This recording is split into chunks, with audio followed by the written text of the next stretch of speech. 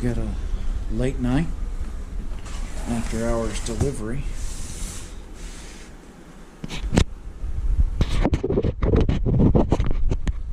So we gotta see what's in here.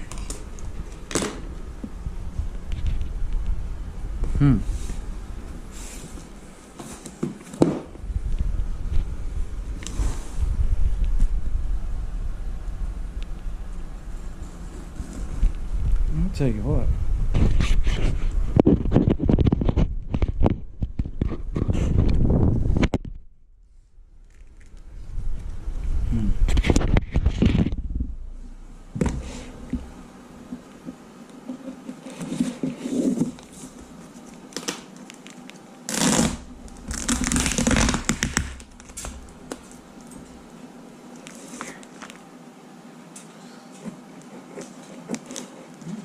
Faking this.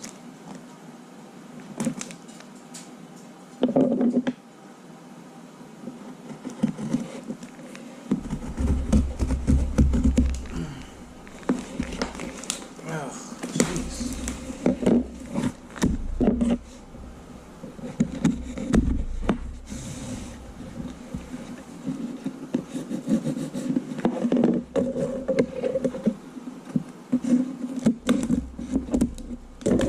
Wondering what the packaging from India looks like.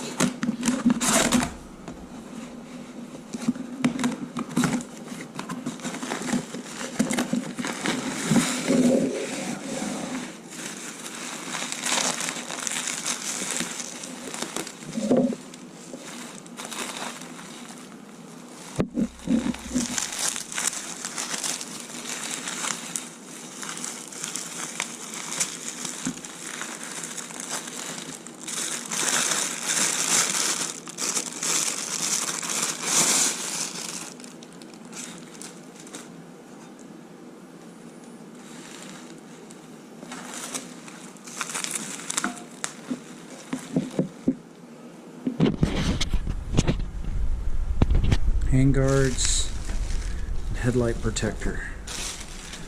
More fun for tomorrow. Hello, and welcome to my third video installment on the Royal Enfield Himalayan. This morning I managed to fire up my little jet here and get the garage up to a decent temperature to work on the bike. So let me tell you what kind of happened here. This is not the scheduled video. The scheduled video for today would be putting the pannier racks on my 2017 Africa Twin. Unfortunately, my Africa Twin, we had a little bit of a problem. I'm going to show you that real quick. I got it all laid out. The other video you'll see where I run up. I have the Nomad 8.5 liter tank that is installed on my bike. That tank links in to the main fuel tank through this that is on the breather hose, and then the tusk panniers require an attachment piece right here, which requires me drilling through the fender and installing this piece, which is fine. Except on the top side, the tank attaches to this aluminum bracket. So I had to special order from Amazon because I couldn't find them locally. I had to special order some of these bolts in 110 and 120 millimeter lengths. They're supposed to be here Thursday, where I can continue that video. But in the meantime, last night I opened up some packages, and we're going to go through kind of something that happened with the Himalayan. So the Himalayan, I drove it back from the beach from Myrtle's Inlet. It's 42 degrees outside, and so I like to froze my butt off. So to reduce how much I freeze my butt off, I purchased myself a very large windscreen. So the first thing we're going to do is put on this new windscreen.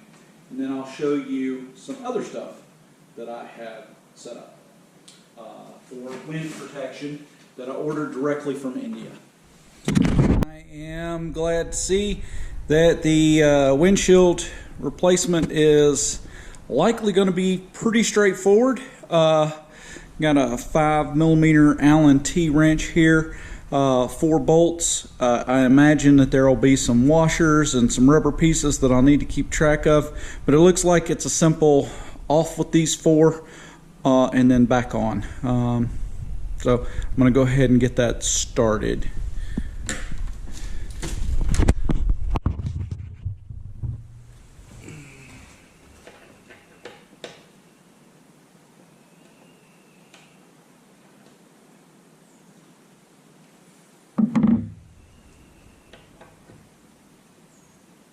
I did pre-loosen those bolts just so I wouldn't look like an idiot on camera.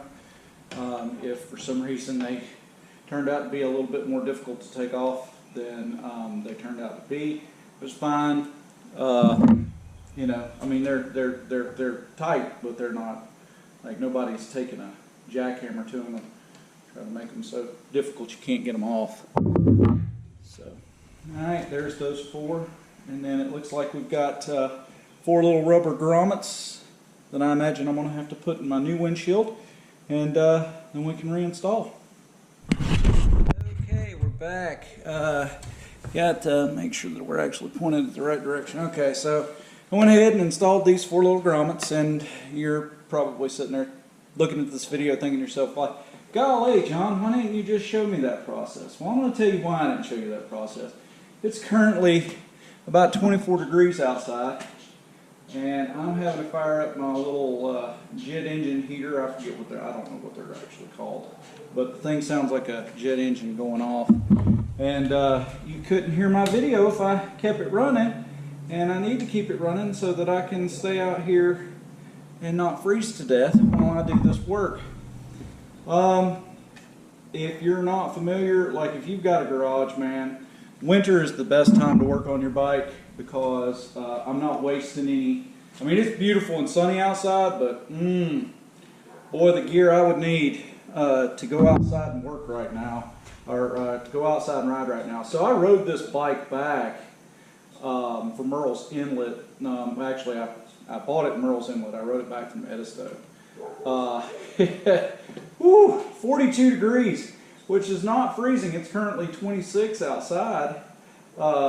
So I did not have proper motorcycle gear. That's important to understand. I didn't have any good motorcycle gear with me, but still, 42 degrees was legit. It was cold. So the windshield that we installed is from WRS. It was one of the more expensive models.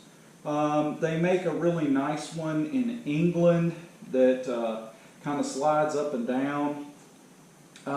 It was like $200 after the pound to dollar conversion. I figured I'd give this one a shot since it was, I think it's about $116 or so. I'll put the link in the video description. So let's get a look at how much more protection we have now that we've got this. I've got the bike up on the. Oh yeah. So now you got some idea of the protection. I will probably eventually be installing one of those little GPS bars that everybody seems to enjoy putting on these bikes, so that I can put my cell phone up above there for when it's linked in. But there you go. Now I'm gonna clean this off and get started with the next thing. Quick video. I don't know what y'all folks generally end up doing, but I take my old stuff and store it at least for a year. I tend to keep my motorcycles for less than 5 years, and a lot of people like to have the factory original parts when they buy a new bike. So I'm gonna wrap up this windshield and store it in a big box and keep it in case I have to sell it. So yeah, so the piece that I ordered, this is not Royal Enfield pieces. I ordered them from some place on the internet that was, from India. The first thing that we were trying to do is install this headlight guard. There are no directions that came with the piece that I'm installing, but this bracket would only fit here if it fit anywhere. It doesn't fit on either side, and it's oriented. All right, folks, I'm bringing you back to this because we're going to have to eat some crow today. You can see I wired this thing up. I thought it belonged to the Himalayan 411 family. It does not. It belongs to this bike. However, I talked to the guy online and he showed me where it is. It's very convoluted, and maybe I'll do a screen video presentation of it where you can find all the directions for all these. But if you're purchasing a Royal Enfield original part, there is a spot on the Royal Enfield website that will walk you through how to do the install of that part. And I have installed this incorrectly. If you know anything about this, or if you've already done this, and this is not your first rodeo with Royal Enfield, then you already know you have to remove this windshield, the strut tower, the front fender, the entire front headlight. So today we're going to do that, and since I've already ruined this one, I've created a new one. Now, as you know, or may have heard me mention, Steven broke his GoPro on the Cassier Highway, and that was due to a small pebble traveling at an indeterminate speed towards his GoPro and broke the main lens. As such, while we were on the Dempster, I did see a Himalayan with a busted headlight. I don't wish to have that happen to mine. That's why I'm putting the guard on to begin with. But I figure while I'm at it, might as well really put a good guard on there. So you can see I've taken some rabbit wire. This is not hard, just some rabbit wire, wrapped it around with some steel wire, twisted the wire up, got it nice and neat like this. Next we're going to ground off all these sharp edges, and then we're going to paint this whole thing black, and then we're going to install it the way it was originally intended to be installed.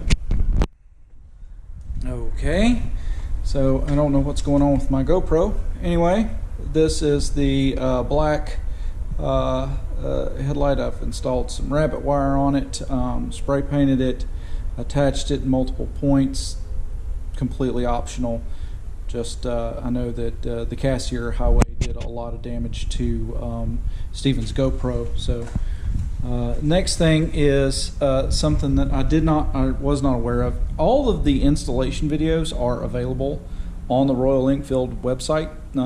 If you're using official Royal Enfield accessories, to get to this is super convoluted, but we're going to use it for this headlight install since I screwed up the first time. Alright, looking at the video, we pulled the tools that we're going to need. T30 Torx bit, 10 millimeter socket with socket wrench, 5 millimeter. I also went ahead and pulled out my T-handle, 5 millimeter, 4 millimeter, and 3 millimeter. This is what is supposedly required for the complete install of this. Okay, add to that list I just gave you 10 millimeter open end wrench. The reason for that is the first thing we have to do is disconnect the headlight. And to do that, they recommend that you disconnect the battery. So if you've not done the seat, if you've not taken the seat off to get to the battery, take a key, stick it in here, turn it to the right. When you do that, you will remove the back seat first. This one with its handy dandy tool set underneath it, and then after that you'll remove the main seat. The main seat has a 2 position, so that you can raise it up or lower it down depending on where you put the bar. But we're not going to worry about that right now. We're going to go ahead and disconnect this battery. So 10 millimeter open end wrench will disconnect the positive wire. Alright, so I'm going a little bit out of order. According to the video, we unhooked the mudguard first, but I have this handy dandy WRS windshield for the highway on here. It works great. So I'm going to pull that off first so that I can disconnect my headlamp. All right, so as you can see, 5mm for 5mm Allen head bolts. Pulled them off, no problem. This piece has a tab right here. I would have loved to have shown you me pulling it off, but it requires quite a bit of pressure to get that going. Once you do that, it pulls right off. Okay, the next step is to get under here. There are 4 bolts right here, right here, right here, and right here. That removes this mud guard. So we're going to pull that off next. All right, as you can see, we've got the mud guard off. I went ahead and put those 4mm Allen bolts in there so that I can remember where they go back. Next, if you had the Indian edition or the International edition, this thing has a front plate mounted right here, but this mine doesn't. This is also 4mm Allen head bolt. You're gonna pop these loose. They are next in the directions. Next after that is to pop the front windshield off, which I have already done. So I'm going to go ahead and pull these, and we'll start from when I get there. Alright, so the next piece is we're going to be removing this windshield mount. It is 4 10mm bolts, and I found that it was easier if you added a little extension so that you can get you a little bit of reach to clear this bracket piece right here. Okay, for the next piece, we've got 2 bolts right here, 4mm Allen heads at the top of the light. As you can see, the light is coming loose at this point. I am going to put the camera down just so in case my light falls out, it doesn't fall out on the ground and break. Alright, you can see now that with all that removed, actually it wasn't all that hard. With all that removed, we now have the headlight out. I have to remove the old one that I tried to install, so it might be a little bit different for your case, but next I'm going to pull those 2 30mm Torx bits so that I can do a fresh install. If you have the headlight, the factory one on, there's a 30mm Torx screw that is in that spot right there that you will be taking out eventually, but I am out of order because at this point I have installed this and now I have to uninstall. Alright, now you can see I've got me a nice fresh clean headlight. The next part that you're going to do is you're going to install this bracket that goes in these 2 holes right here. It is really important that you install the bracket correctly with the screw holes pointing back towards the back of the bike. So I'm going to show you what that looks like here in a second. You're also going to torque these down to 5 Newton meters, or about 5 or 6 pounds. Alright, so like I said, it's super important you get this bracket installed on here correctly. See that? Alright, you see which way the piece is going back towards the bike. So the headlight's shining this way, the back of the bike. If the headlight's shining to the right, the back of the bike is to your left. And then these go backwards to the left. I feel like it'd be real easy to install these in backwards and then have to take it back apart. I am going to go ahead and put a little bit of blue Loctite on these and then torque them down to the 6 pounds. Okay folks, at this point you've got your bracket installed, and now it's time to put the actual cage on.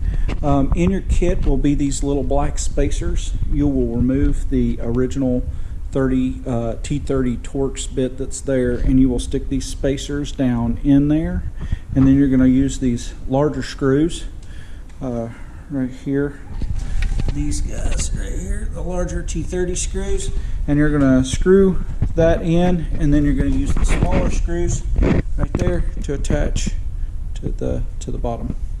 and I'm going to show you what that looks like. Okay, so I brought this over to my bench. Here is the T30. You stick this piece and the housing. Of course, I already had those pieces from my previous install. I've got these about 3/4 tight because I still have to install these last two 3mm, and these are torqued to 9 Newton meters or about 11 foot-pounds. But I'm leaving them only about 2/3 of the way in because I've still got to line everything up, and I'll torque them down once I've got everything installed. Everything nice and neat, ready for the reinstall. I want to show you all the way around to this so you can get some idea. If you get to a sticking point and you're like, I wish somebody would give me an orientation of how everything's supposed to look once it's connected. So there you go. There's an orientation of how everything's supposed to look once it's connected.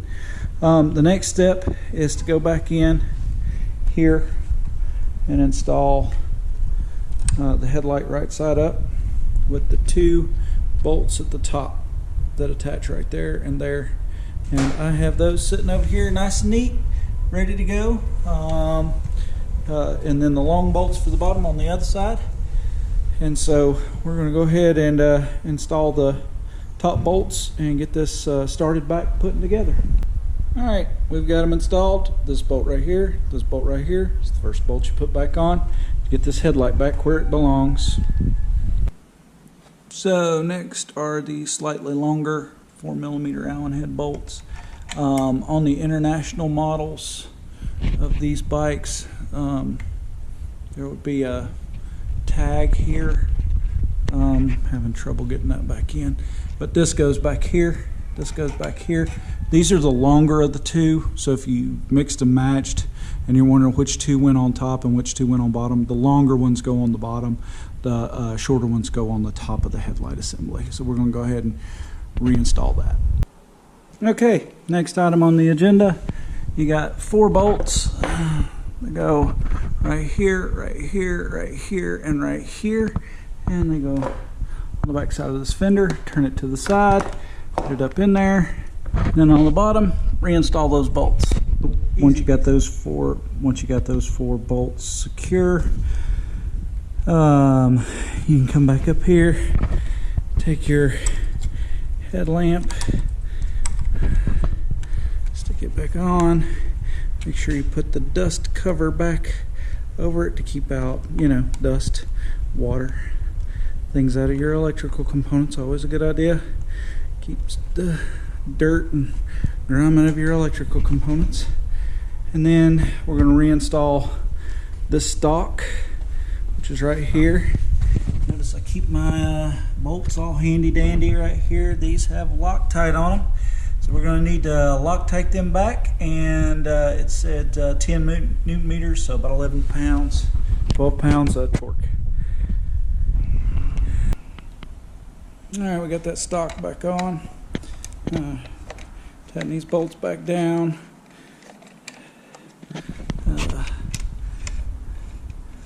And we want to come in at them from different angles so that you can make sure they all get nice and tight before you torque them. There you go. And we're going to tighten them up, and then we're going to go grab our torque wrench and our other 10mm socket that goes with our torque wrench and torque these down properly. Okay, and my GoPro shut off for some reason, but anyway, we got our installing our window. I really wish I could understand this stupid GoPro and why it keeps cutting on and off. Anyhow, there we go.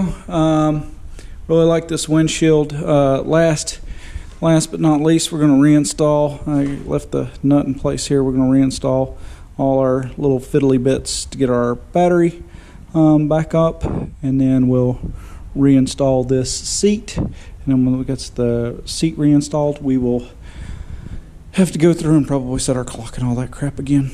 All right, and there we go. Got our little fiddly bits back together. We got a battery tender on here. which I guess the guy who sold me the bike installed from the dealer. It's kind of nice. But there we go. The next step is, of course, told you I was gonna tell you about the seat. So if you want the low ride seat, this piece pops out, goes into the low position here. This piece pops out, goes in the low position there. This is kind of nice. You can see the two positions there. I'm going to keep it in the high position. I like it there. Seat is surprisingly super comfortable. And you have to remove the rear seat, the rear pillion, to get the front seat off. And so you just got to make sure that you're squeezing the bits down where they belong. And then once you do that, you get the seat back where it belongs, and all the blue goo from the, thank God this seat doesn't get too ridiculous. And then you take, and the pillion seat holds the main seat on. With the pillion seat, you got to make sure you get the latch down under that piece right there, and then that piece goes in there, pop goes the weasel, and then pop goes the weasel. Pull that out. All right, now if everything is hooked up the way it's supposed to, turn this on. I should have a headlight, which I do. I got my low beams. Okay, I guess it doesn't turn on. Maybe we're in neutral. Let's see if it, okay. Whew, okay, that's probably for the best. High beams don't come on unless you've got the motorcycle running. Everything's up and going again. And it says that it is 12:04, which is probably not correct. Nope, it's 11:53. So I'm gonna turn off my high beams, get my clock set, open up my Royal Enfield app, connect my phone. Hopefully it didn't forget my phone.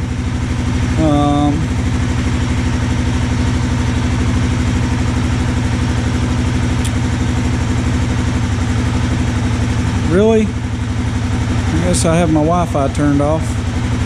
Alright, got my Wi-Fi turned on.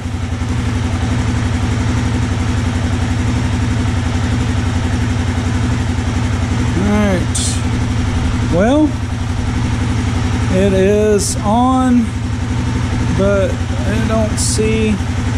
Now, I don't know if you've used this or not, but I was really surprised. It works just as well as it's advertised.